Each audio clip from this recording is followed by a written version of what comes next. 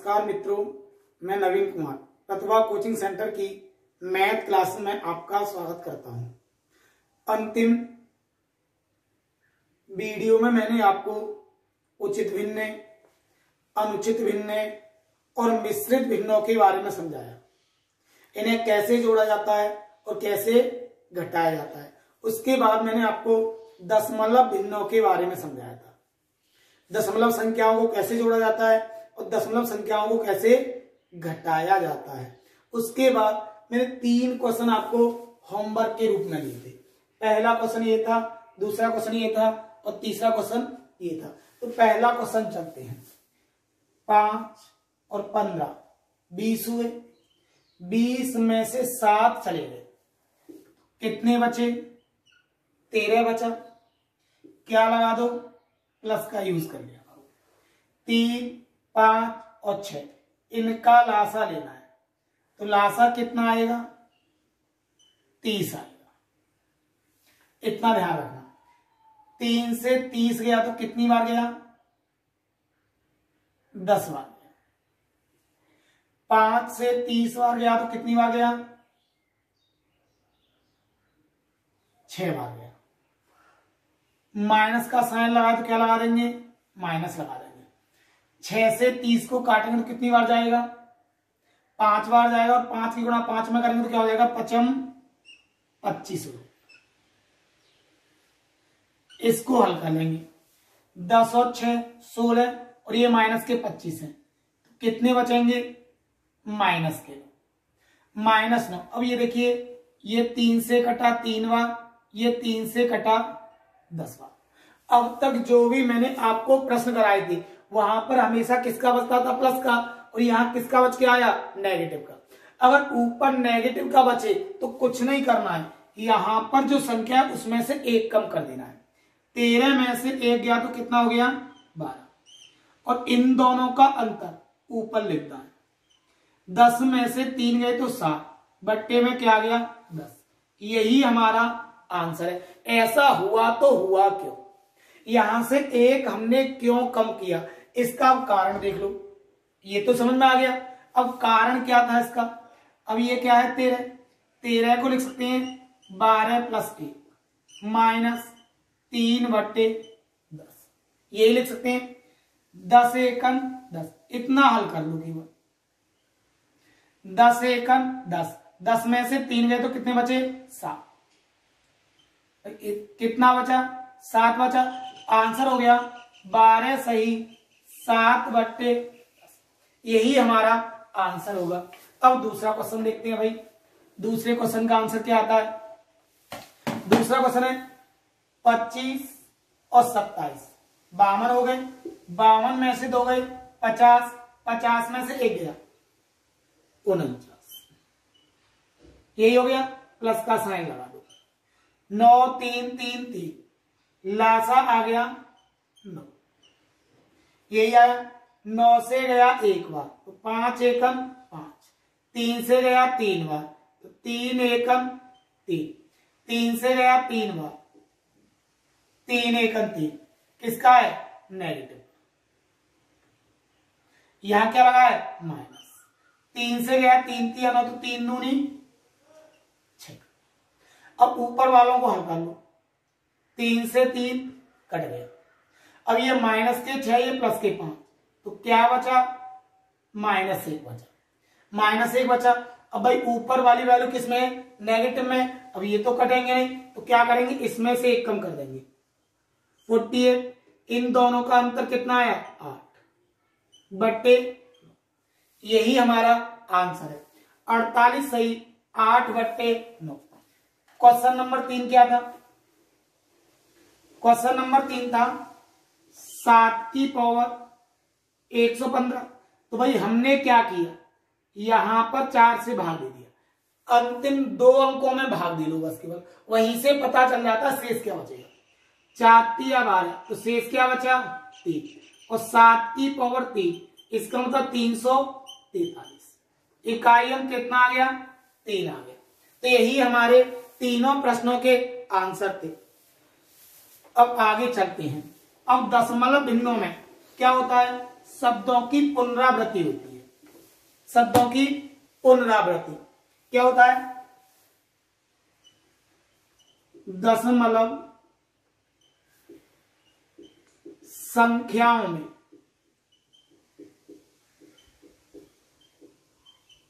पुनरावृत्ति।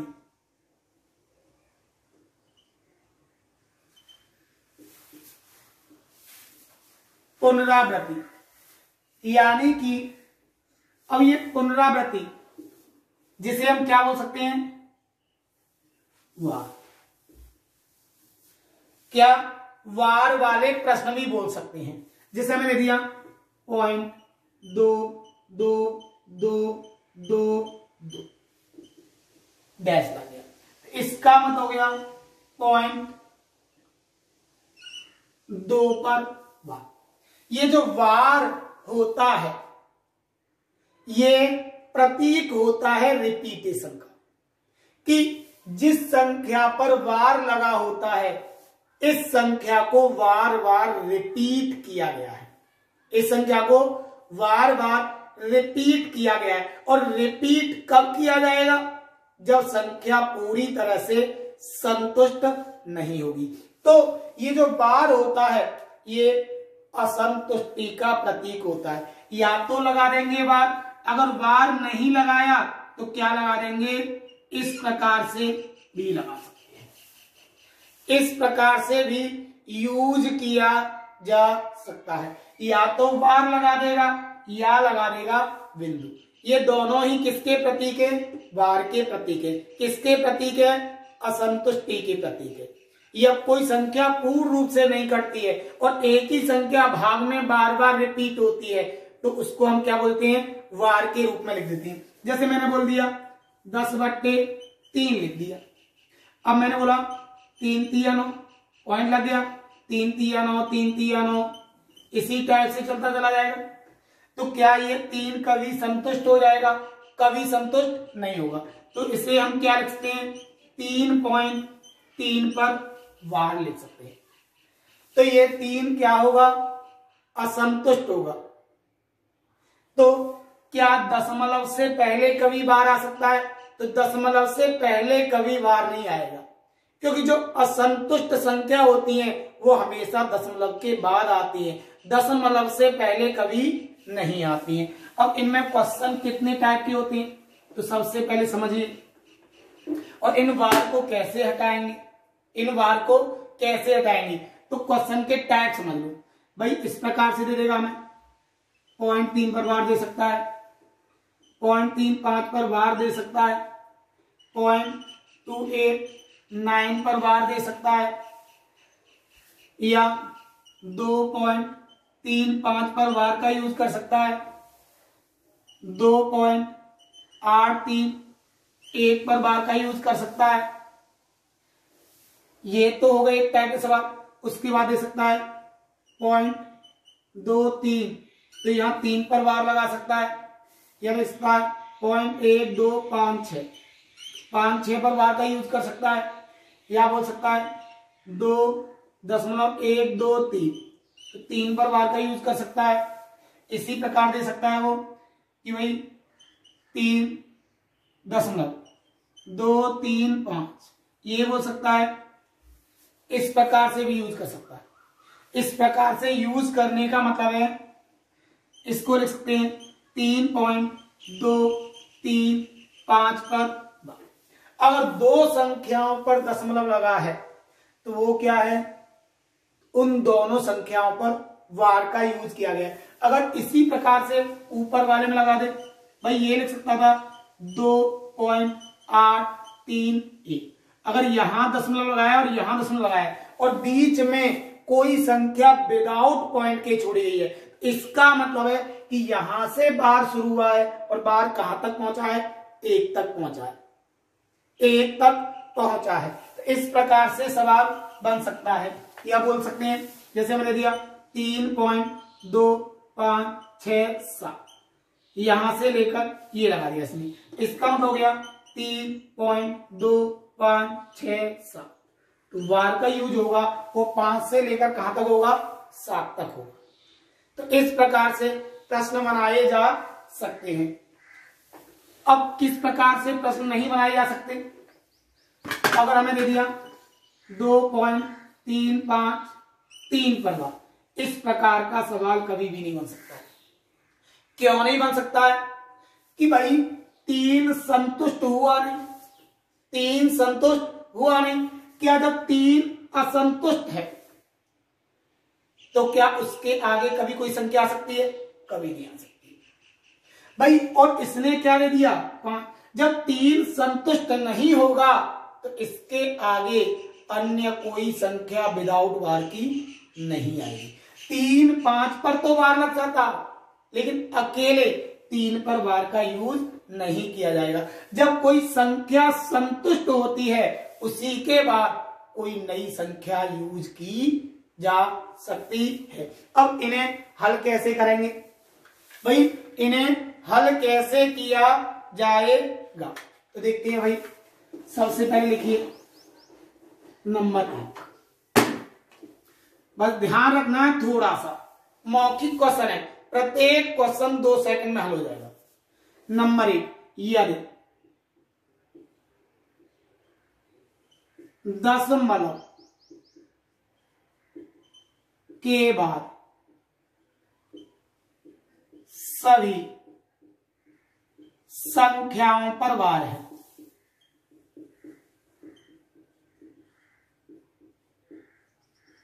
सभी संख्याओं पर वार है, तो दशमलव तथा वार को हटाकर हर में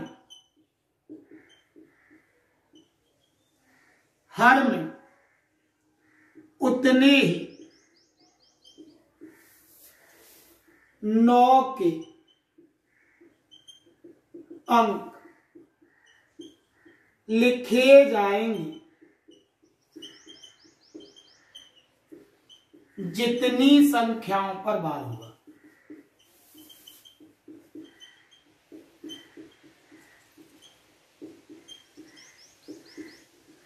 जितनी संख्याओं पर वार होगा। हमने क्या बोला? यह दशमलव के बाद सभी संख्याओं पर वार है, तो दशमलव तथा वार को हटाकर हर में उतने ही 9 के अंक लिखे जाएंगे जितनी संख्याओं पर वार होता है। जैसे हमने बोल दिया 0.2 पर वार, क्या आएगा? 0.2 पर वार क्या आएगा? तो इसे हम लिख सकते हैं 2/, यही हमारा आंसर, यही हमारा आंसर होगा। मैंने क्या बोला है? दशमलव के बाद जितनी संख्याओं पर वार लगा होगा बट्टे में उतने ही 9 के अंक लिख देंगे। तो दशमलव के बाद एक संख्या है और एक ही संख्या पर वार लगा है, तो 2/9 लिख देंगे। एक और एग्जांपल बोलता हूं, जैसे हमने बोल दिया 0.23 पर वार, भाई 0.23 पर वार, इसका मतलब हो गया, ये पूछा हमसे, ये हो जाएगा 23/19 है, यही हमारा आंसर होगा। ये हमें दे दिया 0.29, ये लगा दिया। भाई बात एक ही है, इसे हम चाहें तो 0.29 पर वार यूज कर सकते हैं। इसका मतलब हो गया 29/90, यही हमारा आंसर होगा। तो इस प्रकार से ये क्वेश्चन तो बहुत सिंपल है भाई। और देखते हैं, हमें दे दिया 2.25 पर वार, ये पूछा है, क्या आएगा? तो कुछ नहीं है, ध्यान रखना क्या आ गया, इतना हल करना है आपको बस, इससे कोई मतलब नहीं है। ये बाद में देखा जाएगा कि इसका यूज कैसे किया जाएगा। तो इसे हमने हल किया तो 25/99। अब जो दशमलव से पहले वाली संख्या है किसमें रख दोगे? सही में रख दोगे, यही हमारा आंसर है। 2 सही 25/99, क्या आ गया? 2 सही 25/99। यही हमारा आंसर होगा। तो आसानी के साथ इन क्वेश्चनों को हल कर सकते हैं। एक और देखते हैं, हमने बोला 3.13 पर बार, तो ये आ गया 3 सही 13/99, यही हमारा आंसर होगा।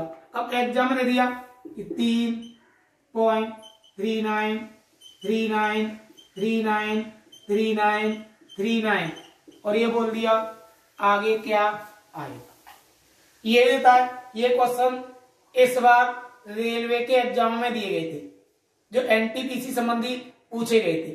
तो कुछ नहीं है, 3.39 ये हो जाएगा, यही होगा भाई। तो ये हो गया 3 सही 99, या तो ये दे देगा या इसे काट लेगा। तो क्या दे सकता है, 99% होगा, ये आंसर दिया जाएगा। और 1% होगा 3 सही, ये 3 से कटा 13 बार और ये 3 से कटा 33 बार। 3 1 3 3 3 9 3 3 9 3 3 9, तो क्या गया 3 सही 13/33। या तो ये आंसर दे सकता है या ये आंसर दे सकता है। तो अगर दशमलव के बाद सभी संख्याओं पर वार है तो उन सवालों को निकालना बहुत सिंपल होता है। मैक्सिमम 1 से 2 सेकंड में इस विधि से आप प्रत्येक सवाल का आंसर दे सकते हो। अब सेकंड टाइप क्या होगा, नंबर 2,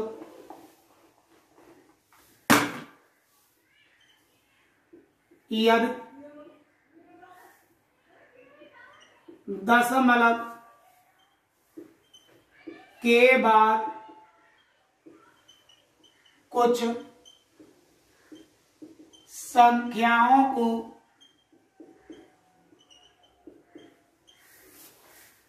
छोड़कर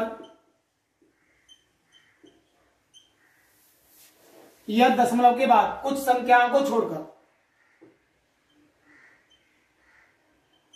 कुछ संख्याओं पर वार लगा है,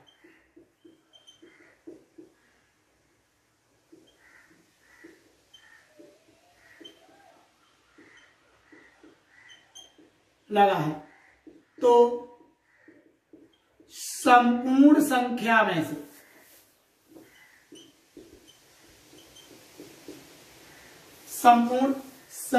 में से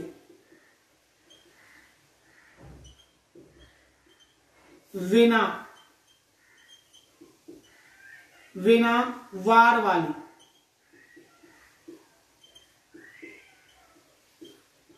संख्या घटाकर अंश में तथा जितनी संख्याओं पर वार है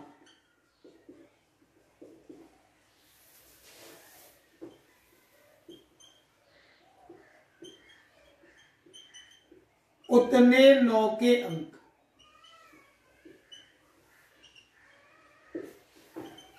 जितनी संख्याओं पर वार नहीं है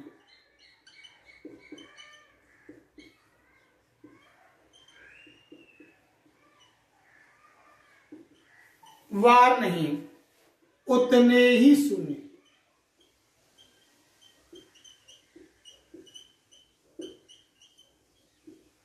हर में लगाते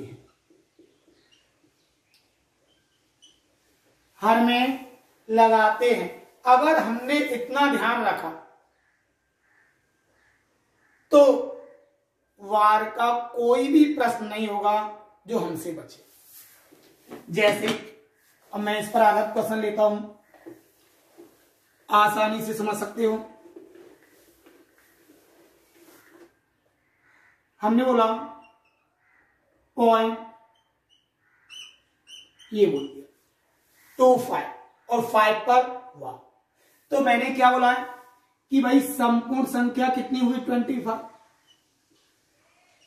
वार किस पर नहीं लगा हुआ है, 2 पर, -2 अंश में लिखना है और हर में क्या लिखना है, जितनी संख्याओं पर वार है उतनी 9 के अंक, जितनी संख्याओं पर वार नहीं उतना शून्य। तो आंसर आ गया 23/90। यही हमारा आंसर होगा। एक और बोलते हैं 1, 2, 0.125 और वार किस पर लगाया है? 2 और 5 पर वार का यूज किया गया। तो क्या करेंगे भाई, 125 में से कितना घटाएंगे? 1 को घटा देंगे। लिख लो भाई 125 माइनस 99 क्या आ गया? 0, क्योंकि दो संख्याओं पर वार है। 99 एक संख्या पर वार नहीं, 1 0। आंसर आ गया 124/990। यही से कर सकते हो, 125 में से 1 घटा दिया 124, दो संख्याओं पर वार 99, एक संख्या पर वार नहीं 0।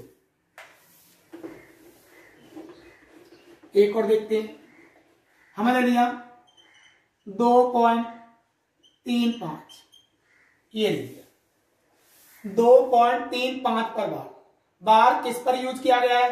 5 पर यूज किया गया है। तो मैंने क्या बोला, इतना हल करेंगे। सबसे पहले इतना हम हल करेंगे, ये बाद की चीज है, इससे कोई मतलब नहीं है। तो क्या आया भाई, 35 में से 3 को घटा दो, कितना बचा? 32 बचा। भाई बार किस पर है? 5 पर। किस पर नहीं है? 3 पर। तो 35 में से 3 गए तो कितने बचे? 32। 1 पर वार है 1 9, 1 पर वार नहीं 1 0। सही में क्या लगा दो? आंसर हो गया 2 सही 32/90। आ गया समझ में? एक और क्वेश्चन देखते हैं, हमें दे दिया 3.167, ये दे दिया। तो इतना ध्यान रखना जब एग्जाम में पहुंचते हैं, और ये रेलवे के हर पेपर में एक क्वेश्चन मिलता है, ध्यान रखना। रेलवे के प्रत्येक एग्जाम में एक क्वेश्चन मिलेगा, वहां पर बार का यूज ना करके इस प्रकार से बिंदुओं का यूज कर देता है। और जब एग्जाम में पहुंचते हैं, हमने बार पढ़ा होता है और वहां हमें बिंदु दिखाई देती है, तो यहां पर गुमराह हो जाते हैं कि रियल में है क्या, कि कोई नई चीज आ गई, कुछ नया नहीं है। ये लिख सकते हैं हम 3.167 पर वार।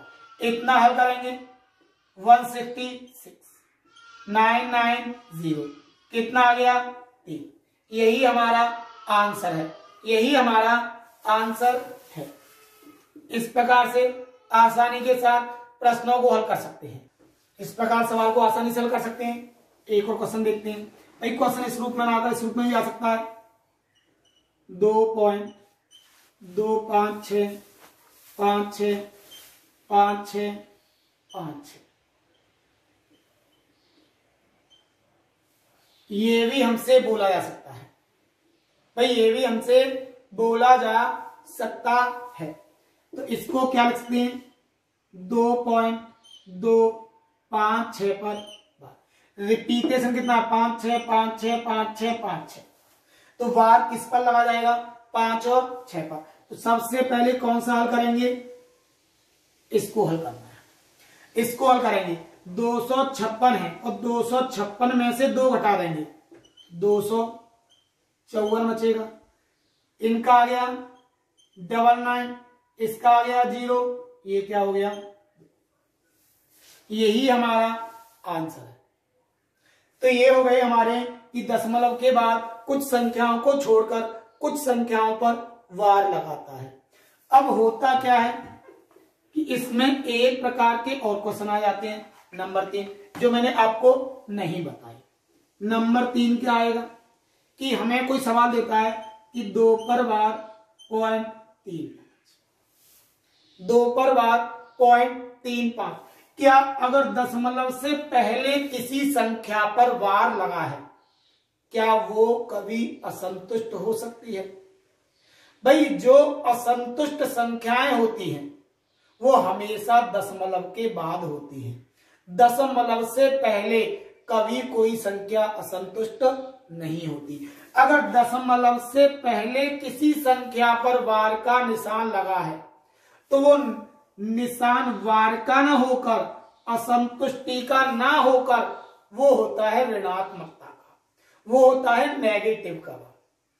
यानी कि दशमलव से पहले वाली संख्या ऋणात्मक होती है और दशमलव के बाद वाली संख्या धनात्मक होती है। इसे हम चाहें तो लिख सकते हैं -2 प्लस के पॉइंट -2 प्लस के पॉइंट 35, यानी दशमलव से पहले वाली संख्या ऋणात्मक और बाद वाली संख्या धनात्मक। अब इस प्रकार से डिनोट करता है तो इसे हम ये भी लिख सकते हैं। अब क्वेश्चन जो पूछेगा वो लिख लो भाई। सबसे पहले यदि दशमलव से पहले वार लगा है, दशमलव से पहले वार लगा है तो वार वाली संख्या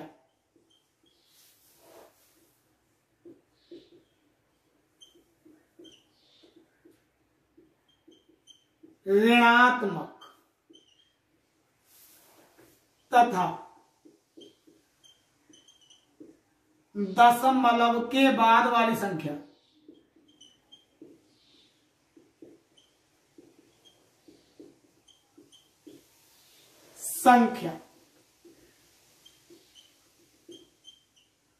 धनात्मक होती है।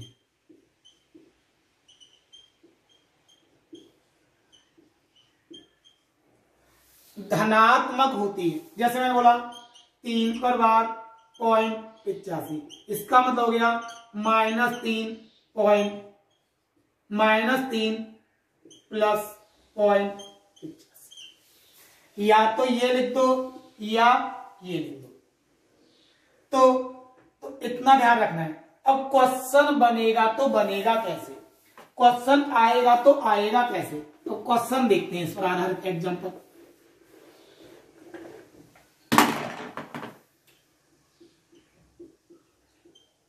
2 पर वार .85 प्लस 3 पर वार .73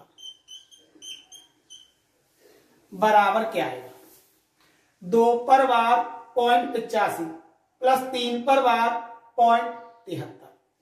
तो एक बार डिटेल में समझा रहे हैं भाई, उसके बाद मौखिक 2 सेकंड में सवाल हो जाएगा। तो डिटेल में देखिए, -2 प्लस के .85 -3 प्लस के .73, माइनस माइनस वाले एक साथ जोड़ दो, प्लस प्लस वाले एक साथ जोड़ दो। 3 और 2 5, ये माइनस वाले हो गए, प्लस वाले 5 और 3 8, 8 7 15। यही हो गया भाई। दशमलव कितनी संख्याओं के बाद है? 2 संख्याओं के बाद। 2 संख्याओं का दशमलव लगा दो। इसे हम क्या लिख सकते हैं? -5 प्लस 1 प्लस के .58 लिख सकते हैं। अब -5 में से 1 गया, -4 हुआ, प्लस के .85 हुए। जब इसको हम ये लिख सकते हैं, इस वाले को ये भी लिख सकते हैं। तो जब इसको हम, अब हमें लिखना है, इसको हम क्या लिख सकते हैं? 4 पर वार .58। इस सवाल का आंसर आ गया 4 पर वार .58। यही हमारा आंसर है। ये तो हमने डिटेल में समझाया पूरा। अब एग्जाम में कैसे करोगे? एकदम सिंपल, कुछ नहीं करना है, बार बार वालों को एक साथ जोड़ना है। 3 और 2 5 पर बार, यहां से इन दोनों को एक साथ जोड़ना है। 1.58 भाई, 5 और 3 8, 7 8 15। अब बार वाली संख्या में से दशमलव से पहले वाली संख्या को हटा देना है। 4 पर बार .58, यही हमारा आंसर होगा। कितना होगा? 4 पर बार .58। एक और क्वेश्चन देखिए भाई, अपने आप समझ में आ जाएगा। 2 पर बार .35, 3 पर बार .45 4 पर वार 0.36 बराबर क्या आएगा। तो सबसे पहले बार बार वालों को जोड़ लो, 2 3 5 और 4 9 पर वार हो गए। उसके बाद बिना बार वालों को जोड़ लो, 6 और 5 11, 11 और 6 16, कैरी हो गया 1, 3 और 1 4, 4 और 4 8, 8 और 3 11, 1 2 1 2 1 2, दो संख्याओं के बाद दशमलव है तो दशमलव लगा देंगे दाईं ओर से 2 संख्या छोड़कर। भाई ये जोड़ना है हमें 35 36 और 45, यही तो जोड़ना था भाई हमें 35 36 45। एक और बार ऐड करके देख ले, 6 और 5 11, 11 5 16, हासिल 1 आया, 3 और 1 4, 4 8, 8 और 3 11। मैंने क्या बोला था, बार वाली संख्या में से दशमलव से पहले वाली संख्या घटा दो, तो आंसर आ गया हमारा 8 पर वार 0.16। तो इस प्रकार से अगर हमसे सवाल पूछे जाते हैं तो इस प्रकार से इन सवालों को हल किया जाता है। एक और क्वेश्चन देखिए भाई, एक क्वेश्चन और लेते हैं। एग्जाम्पल 8 पर वार 0.25 प्लस 5 पर वार 0.96 बराबर क्या आएगा। 8 और 5 13 पर वार, यहां से क्या आया 6 5 11, यहां से ले 9 2 11 और 1 12, यही हो गया। इसे लिख सकते हैं हम 12 पर वार 0.21। तो इस प्रकार से अगर दशमलव से पहले किसी संख्या पर वार लगा है, इस प्रकार से हम उन्हें हल कर सकते हैं। नेक्स्ट टॉपिक में आपको समझाऊंगा कि वार वाली संख्याओं को कैसे जोड़ा जाता है, कैसे घटाया जाता है और किस प्रकार से इनमें भाग दिया जाता है। आज मैंने सिखाया आपको वार को कैसे हटाया जाता है, वार को कैसे हटाया जाता है। कल सिखाएंगे कि वार वाली संख्याओं को किस प्रकार जोड़ा जाता है, किस प्रकार घटाया जाता है और किस प्रकार से वार वाली संख्याओं में भाग लगाया जाता है। नेक्स्ट टॉपिक में होमवर्क के रूप में क्वेश्चन लिखिए। पहला क्वेश्चन है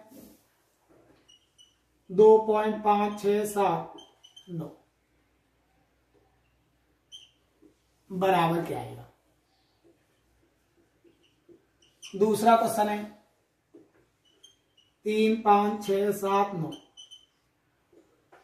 8 क्या आएगा। क्वेश्चन नंबर 3 देखिए,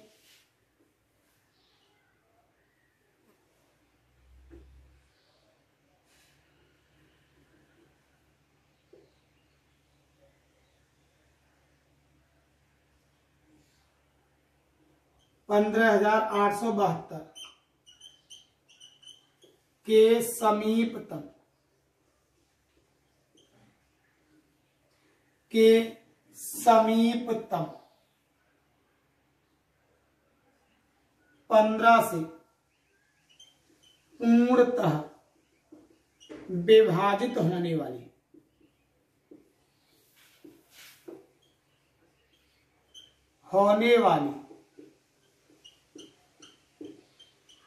संख्या क्या हो।